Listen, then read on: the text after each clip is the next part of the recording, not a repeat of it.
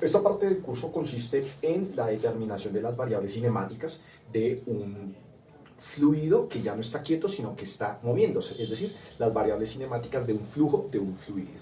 ¿Listo? Para determinar estas cantidades se debe escoger una perspectiva cualitativa que nos permita a su vez describir el movimiento en su conjunto y nos facilite el cálculo de dichas variables.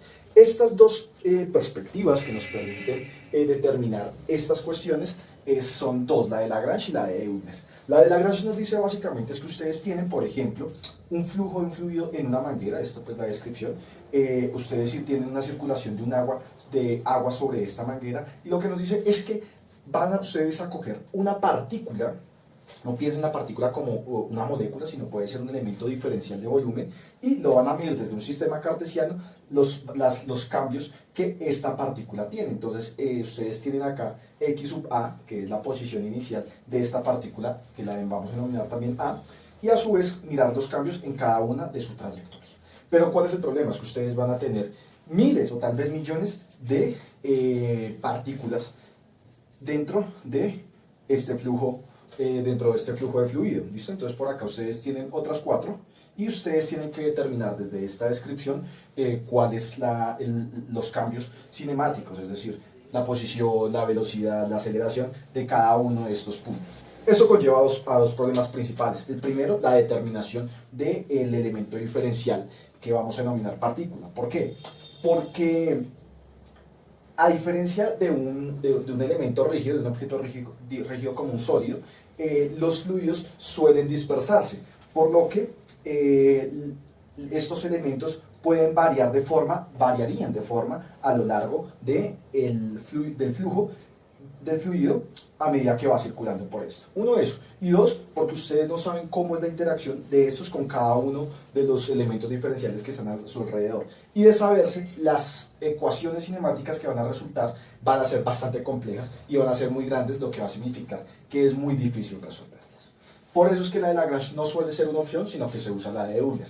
La de Euler, a diferencia de la de Lagrange, que es un poco más intuitiva, que proviene desde una descripción de la mecánica clásica, la de Euler sí es un poco, lo que dice es que ustedes van a determinar los cambios cinemáticos sobre una posición y un tiempo fijos, ¿listo? Entonces para eso ustedes van a fijar un punto. Por ejemplo, yo determino un volumen fijo dentro de la boquilla de la manguera y voy a determinar a partir de esa posición fija cómo cambian las variables cinemáticas, en este caso el campo de velocidades y el campo de aceleración, que a su vez va a estar determinado o que va a depender de x', y', z' y t', ¿listo? Donde esos son las cantidades espaciotemporales fijas. Y a partir de eso vamos a determinar o encontrar los cambios. Esta es la descripción que se suele usar para este tipo de problemas. Y a su vez, para encontrarla, nosotros vamos a hacer uso de otra cantidad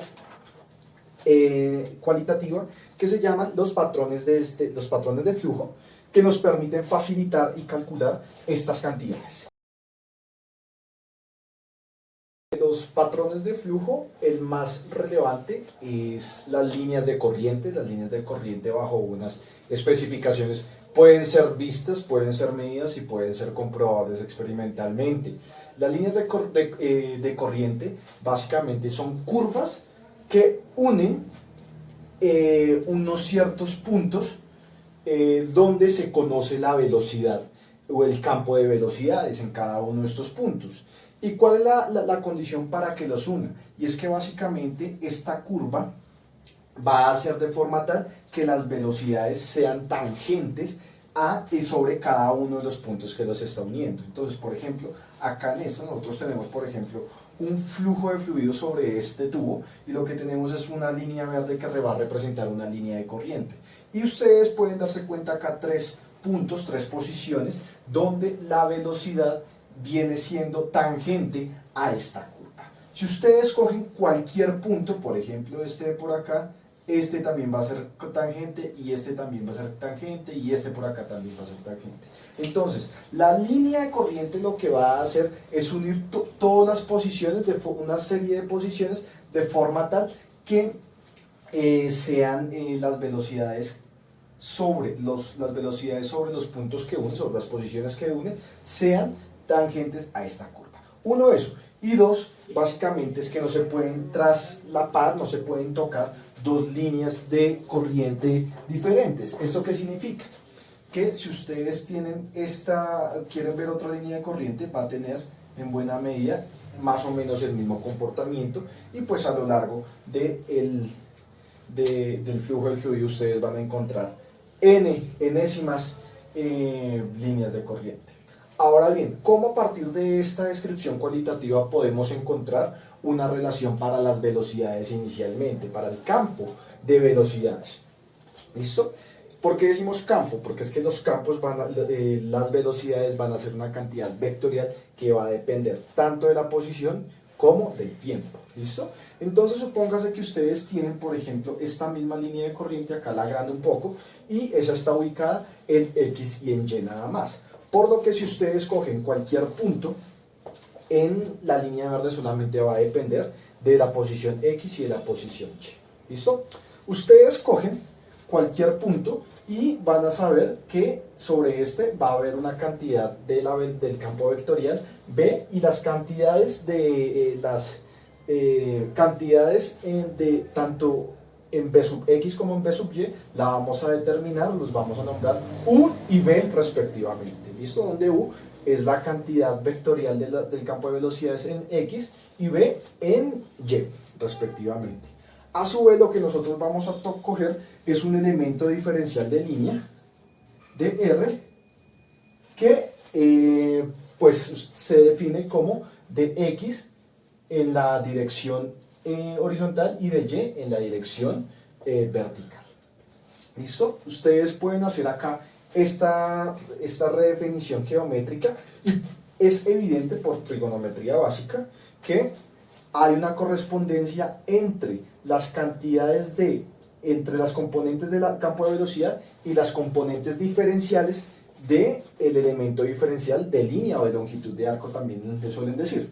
¿Cómo es eso? Ustedes tienen que de Y, bueno, acá no está así escrito, dejémoslo así, de Y sobre B, que es la componente vertical de la velocidad, va a ser igual a el elemento diferencial en X sobre la componente horizontal de la velocidad. ¿Listo?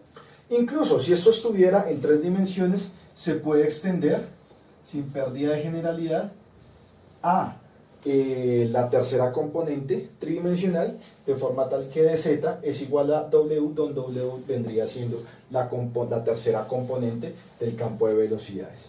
Y esta relación, que es general, nos va a permitir encontrar en principio las líneas de corriente